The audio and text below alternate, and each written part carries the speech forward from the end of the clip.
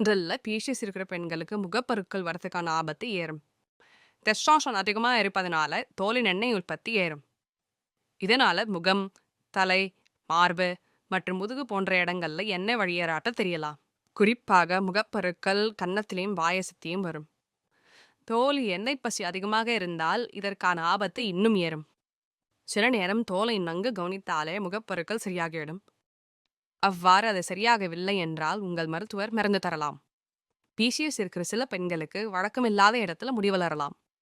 உதாரணத்துக்கு முகம், கழுத்து, மார்பு, மயறு, முதுகு மற்றும் பிட்டம் போன்ற இடங்களில் வளரலாம்.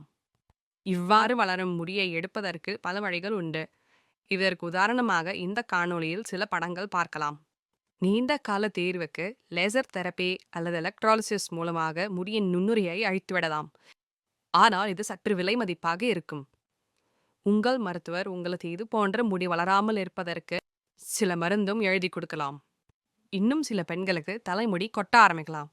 இவ்வாறு முடி அதிகமாக விழுவதால் முடியின் அடர்த்தியும் குறையலாம். உங்கள் மருத்துவர் இதற்காக உங்களுக்கு முடி வளர தலையில் தரவும் மருந்து தரலாம், இல்லை மாத்திரையும் எழுதி தரலாம்.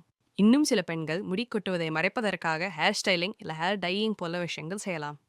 பிசிஎஸ் காரணமாக ஏகாந்தோசிஸ் நைக்ரிகான்ஸ், அதாவது தோலில் பல இடங்களில் கருப்பு திட்டுகள் வரலாம். இது பொதுவாக அக்குள், கழுத்து அல்லது இடுப்பை சுற்றி வரலாம். ஏகாந்தோசிஸ் நைக்ரிகான்ஸ் ஒன்றும் கவலைப்படுற விஷயம் இல்லை. ஆனால் சில பெண்களுக்கு இது பார்க்க பிடிக்காமல் இருக்கலாம். ஏகாந்தோசிஸ் நைக்ரிகான்ஸ் பிசிஓஎஸ்னால மட்டும் இல்லாமல் உடம்பு பெருமனாக இருக்கிறவங்களுக்கும் சக்கரை நோய் இருக்கிறவங்களுக்கும் வரலாம். ஆகவே உடம்பு எடையையும் சக்கரை நோயையும் கட்டுப்படுத்தினாலே இது தானாக சரியாக போயிடும்.